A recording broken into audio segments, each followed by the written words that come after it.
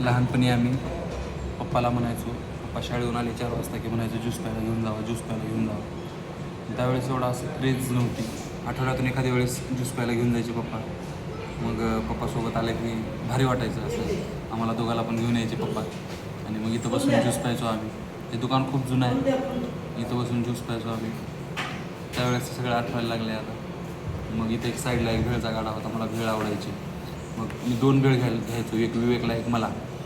तर मग त्यावेळेस विवेक लहान होता आणि विवेक लहान असल्यामुळं त्याला ती अख्खी भेळ संपत नव्हती. मी माझी खाऊन मग त्याची खायची. वाटलंच असलं लहानपणापासूनच ही सवय आहे वाटलं.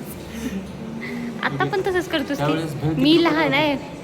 त्यावेळेस भेळ किती रुपयाला होती? फक्त 5 रुपये. फक्त 5 रुपयाला भेळ होती.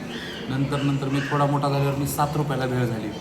मग आई मला जर बाजारात काही सामान आणायला पाठवली तर मी अख्ख्या सामानामध्ये 5च रुपये उरवत होतो. उरलेल्या 5 रुपयाची भेळ खाऊन जात होतो. 5 रुपये उरवायचे, फक्त 5 रुपये. नंतर भेळ 7 रुपयाला झाली.